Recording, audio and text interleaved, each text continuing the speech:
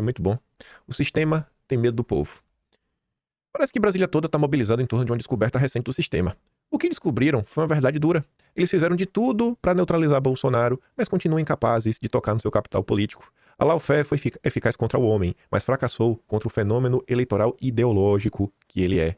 Quando o establishment diz que não quer repetir o erro de Lula com Haddad, que é o que o Centrão andou falando, deixa isso claro. O capital de um movimento autêntico não se transfere por consenso de caciques.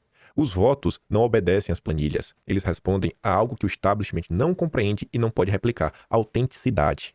A pressão para que Bolsonaro enquadre Eduardo e oficialize Tarcísio como candidato é um movimento de pânico, já que o sistema aprendeu que esperar demais pode ser um golpe mortal no mundo pós-redes sociais. E é aí que o projeto Tarcísio encontra o seu calcanhar de Aquiles. Tarcísio não carrega as marcas da perseguição da direita, não passou anos sendo tratado como pária pelo establishment que o corteja agora. É um bolsonaro moderado. Oxímoron político. Sua moderação é a prova de que foi domesticado pelo sistema antes mesmo de assumir o poder. O Centrão o quer exatamente porque é negociável. Ele é negociável. Querem os votos do bolsonarismo sem o inconveniente de lidar com os bolsonaristas. A campanha para deslegitimar Eduardo, orquestrada tanto à direita quanto ao centro e amplificada pela imprensa, revela que ele passou a representar aquilo que o establishment mais teme: um político com capital eleitoral próprio e que se recusa a jogar segundo as mofadas regras do sistema. Quando se insinua que os interesses de Eduardo são escusos, nós estamos diante da velha tática leninista que frisamos com frequência: acuse-os do que você é. Os verdadeiros canalhas projetam seus pensamentos mais obscuros naqueles que ameaçam seus planos. Eduardo permaneceu firme na defesa da anistia ampla, geral e restrita, enquanto outros transformaram a pauta em moeda de troca. E dói ao establishment que alguém tão representativo se recuse a aceitar que a oposição possa ser domesticada para ser tolerada. Não no meu turno, Eduardo. O sistema entendeu, melhor que muitos, à direita, aliás, o que isso significa. Um Eduardo Bolsonaro, com poder institucional, capaz de articular resistência organizada dentro do Congresso, é infinitamente mais perigoso para o establishment do que um Jair Bolsonaro isolado em Brasília. Daí a urgência em neutralizá-lo antes que ele consolide sua posição. A Sadia não quer que Eduardo lidere o seu projeto de poder. Sua candidatura à liderança da minoria, barrada com argumentos nunca aplicados a outros, representativa de dar voz a quem não aceita o atual pacto macabro dos três poderes. O que assusta o Centrão não é perder as eleições. Eles já sobreviveram a derrotas antes e sobreviverão outras mais. O que os aterroriza é a possibilidade de um movimento político que genuinamente não precise deles, que não dependa de seus mecanismos de cooptação, que recuse os termos do jogo que eles criaram. É por isso que a pressão sobre a família Bolsonaro para aceitar Tarcísio e marginalizar Eduardo é uma lógica de cárcere. O sistema oferece a transformação do bolsonarismo em mais um instrumento do sistema que sempre combateram, em troca da liberdade e, em último caso, até da vida do patriarca da família. Eduardo, ao resistir essa cooptação, mantém viva a possibilidade de que o bolsonarismo seja mais que um espólio na história política brasileira. Permite que seja, de fato, o início da transformação estrutural que o país precisa para sobreviver. E é que eu falo uma coisa para vocês. Por muito tempo, o pessoal tinha vergonha de se assumir de direita. Ah, não sei o que, direita. Aí veio Bolsonaro, o pessoal começou a bater no peito e não tem vergonha de se assumir direita. Depois, o pessoal ficou com vergonha de se assumir conservador, porque, conservador, negócio de véi. Direito tudo bem, negócio assim mais cool, mais jovem. Aí depois o pessoal também aceitava, né, o conservadorismo. Aí depois veio o ponto, né, o bolsonarismo. Não, assim, eu sou direita, eu gosto do Bolsonaro, eu não sou bolsonarista. Não, é de... O que eu vejo com os meus olhos hoje é que cada vez mais o povão mesmo, que é quem vota, quem trabalha, quem faz o trabalho que ninguém faz, que é o trabalho de falar com quem não tá na bolha, quem não tá na internet, que é o que vocês fazem. O povão hoje, cada vez mais, bate no peito e fala: eu sou bolsonarista, eu não tô nem aí. Quer reclamar, quer chorar, quer fazer piada, eu não tô nem aí. Eu sou bolsonarista, eu não quero nem ser de direita. Sou bolsonarista. Isso aí, eles não esperavam. Porque por muito tempo ficou naquela, assim, não, Bolsonaro, cara, não vai mais.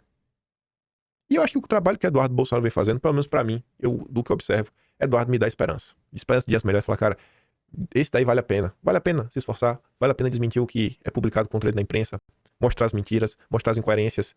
É um cara compromissado. Ainda tem que ser testado. Porque o pai dele passou em todos os testes. Pra você ver, né, quem puxa o seu não se degenera. O Jair é o que é. E a gente apoia o Jair por quê? Cara, ele se provou ao longo dos anos. E olha o que estão fazendo com o Jair. E agora também estão fazendo com o Eduardo. A máquina de moer, de perseguir que não tá ligada, joga pra cima do Eduardo também. Aí, a gente não comentou sobre isso ontem, mas encaixa como uma luva também nessas questões de hoje. Talvez fique até um pouco melhor. Olha pra essa postagem aqui do Olavo. 13 de janeiro de 2016. Veja se envelheceu bem. A Priscila Garcia matou a charada. Se, como eu disse, a unidade de um movimento está na sua estratégia comum, e se esta surge do diálogo prévio entre as lideranças, ela não existe pela simples razão de que as lideranças também não existem. De fato, é ridículo imaginar que a massa foi às ruas em obediência ao chamado de algum Kataguiri ou Fábio Osterman. A massa foi por iniciativa própria. E daqueles que subiram ao palanque, a mídia, inimiga visceral do movimento, escolheu os mais folclóricos, bobões e ridicularizáveis, chamando-os de líderes. Corta para 2025. Você vê que, assim, eu acho que as pessoas vão pra rua pelo Jair. Acho que as pessoas talvez poderiam ir pra rua pelo Eduardo. Mas será que é com outros... Se algum governador democrático, Romeu Zema, com aquela empatia, povão, me siga, será que o povo vai pra rua? Se dar esse trabalho?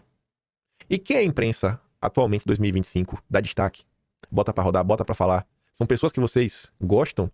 Normalmente os políticos que vocês gostam nunca tem espaço.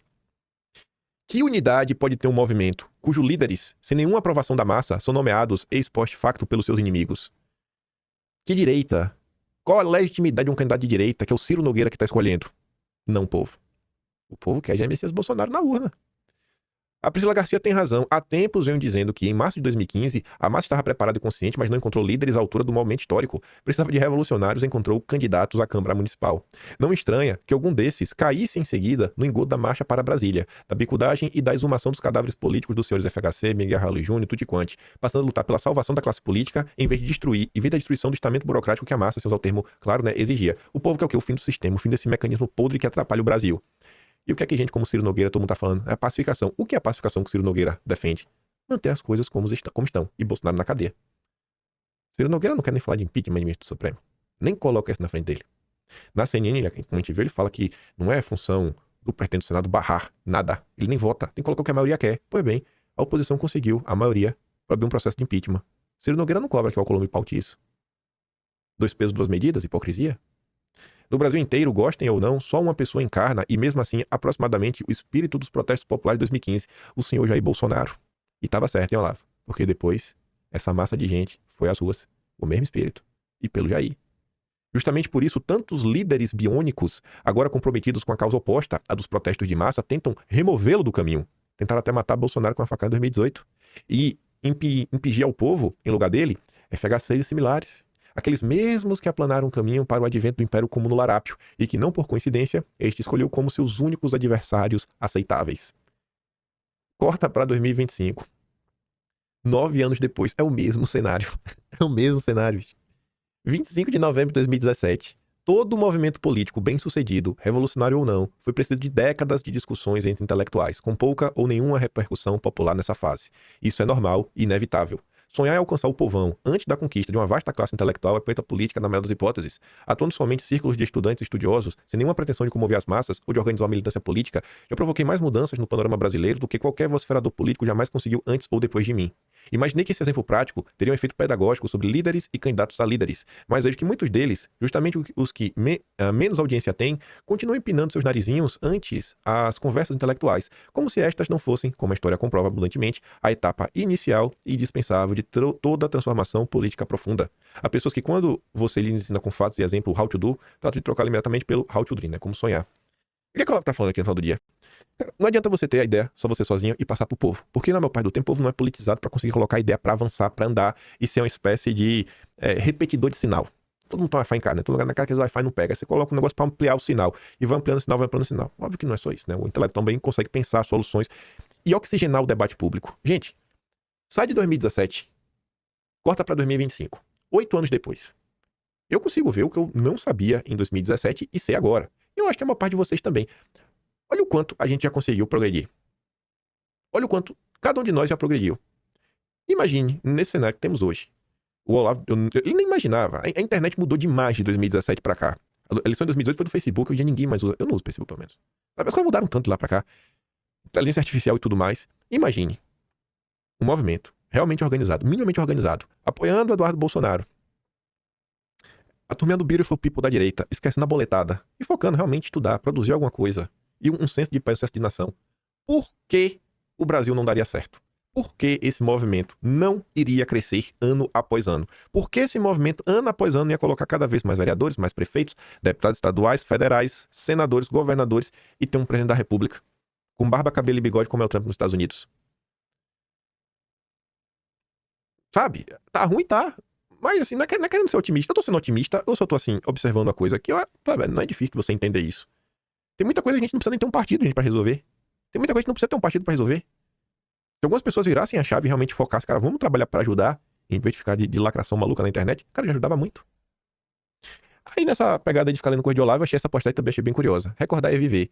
Até hoje, o único governante brasileiro que fez alguma coisa substantiva contra o comunismo foi um presidente democraticamente eleito, o Marechal Eurico Gaspar Dutra, que estava à direita, que fechou o partido, cassou os mandatos de todos os deputados comunistas e rompeu relações com a União Soviética. E por ironia, ele se elegeu, com mais de 50% dos votos, pela chapa getulista esquerdista PSD-PTB contra o candidato oficial da direita, Eduardo Gomes. Da direita não, do sistema. Eduardo Gomes estava na UDN na época.